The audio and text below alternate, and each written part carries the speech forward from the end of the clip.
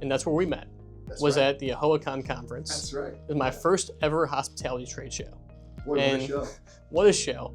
And you were one of the most incredible people I met in this rainstorm. Can you share more about the show and then how we met? And you hear this young guy talking about this ancillary parking technology. We're screaming in a crowd of sardines just trapped in this little restaurant. You know, what was that scenario like for you? And kind of meeting someone that's new in the industry. Obviously, you have such a tremendous reputation. People know you. You know, you go walk 5 steps and you get caught by everyone at trade shows. And so I got 1 minute of your time. What was that like from you, and kind of how do you see that for people? Well, I think we need to create the setting first. So you chose AHOACON, which is not only one of the more prominent, but one of the most well-attended events in our space. So it's not like you started small, you went right for the big fish, which I respect that as your first timer in that in our space and in coming to that conference. It was hosted in Orlando. The evening was, every year at AHOACON, they do something called the block party, which is take a significant block or two, or in the case of New Orleans, Orlando, many blocks, and they throw a massive party. And it's a celebration. It's a celebration of our industry. It's a celebration of tourism and hotels. And you know, it's bringing everyone together, like yourself and hotel owners and folks like me at the time, hotel operators, and just celebrating the business. So the setting was, we were going to the Eye of Orlando, which is the large Ferris wheel there, huge attraction in Orlando, and they had rented out the entire facilities and park around it, which included the tin roof, which is where we ended up being packed in like sardines. So we all get there, and in typical Florida fashion, we're there, it's beautiful, it's sunny, and then just like this, a flip of the switch, and it's a Florida downpour.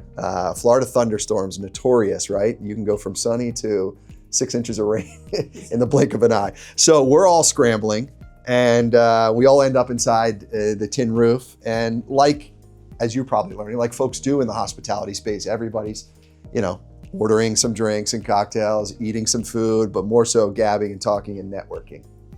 And we were bellied up to a bar, probably ordering a cocktail or two or having something to eat. And I would bet you my voice is probably louder than some of them there. And we bumped into each other, and you know, you introduced yourself, I introduced myself. And one of the things I enjoy so much about our industry, and not just in the hotel space, but in the hospitality industry, is that we're almost to a fault, we're outwardly and openly friendly with everybody. And it's something I love about our space. And I happen to be a big proponent of being the first to make connections. Like, I love connecting people. I have taken such an interest, a profound interest, in being someone who's known to be a connector of people.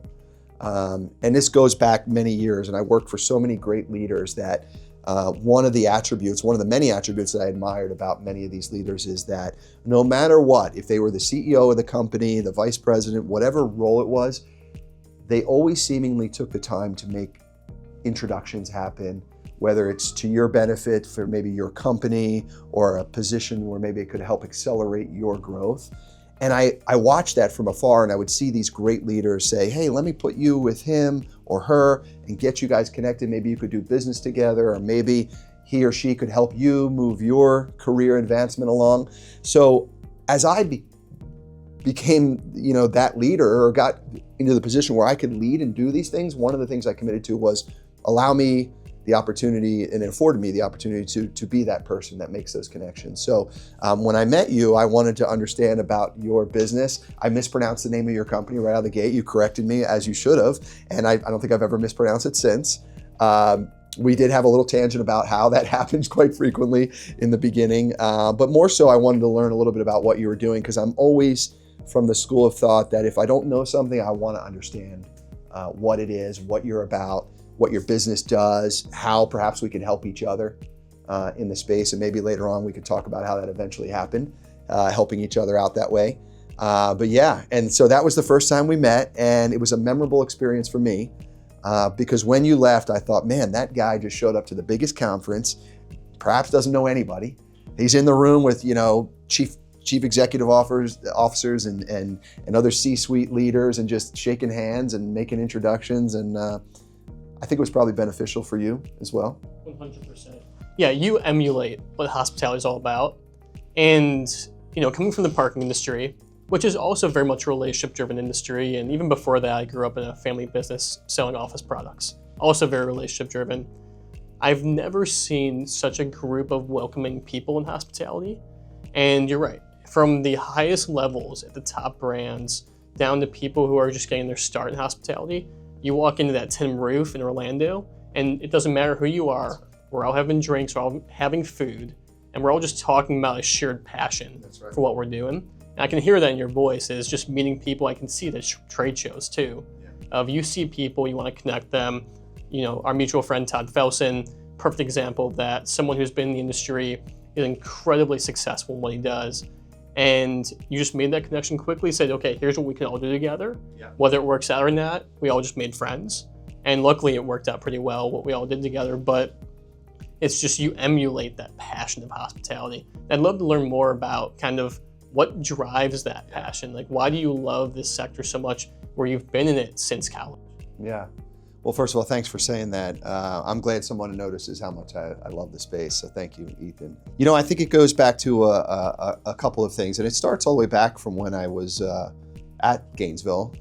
You know, like every other college kid, I needed a job. So I first got into barbacking, and because I knew eventually if I could become a bartender, I'd make enough cash to, you know, pay a little bit of my education and pay some of the bills. So I bring that up because I've always taken joy in delighting people, whether it was, you know, serving them a drink at a bar, or, you know, one of my first gigs in the hotel business, working the front desk and delighting people upon check-in, or, you know, whatever aspect of the whole front desk to guest interaction there could be. I enjoyed every aspect of it. So it drives me every day, even in my role today, or most recently in the AI and technology space that we'll get into, is like, I love when people are moved in some way, and I had a part of that. And in the hospitality world, it's quite easy to do it, because you and I have had this conversation. When someone shows up to your hotel, they're there for a reason. They're either there for a business, maybe it's leisure, maybe they're there for a wedding, maybe they're there, even in the case they're there for a funeral. They're there for a reason, okay? And you can impact that experience in so many ways, whether you work the front desk, or in the case of myself, I moved through operations and sales and marketing. And to see the outcome, and hopefully it's always a positive one, and that you are a part of their experience. Because remember, when someone's staying in a hotel, that means they're typically away from home.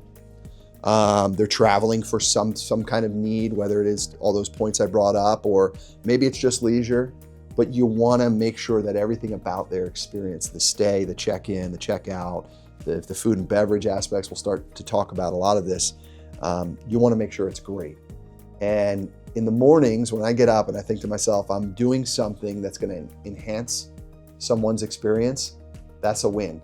Now, yeah, sure, we're all in the business of, you know, servicing people, and we want to make money and be profitable and all these things. But I have learned over nearly 25 years of doing it, that if you enhance the experience and make it great and make their stay or whatever part of that experience a great one, everything else will come with it. The profitability, the points we'll talk through, making money, success, that'll all follow suit quickly. I promise you on that.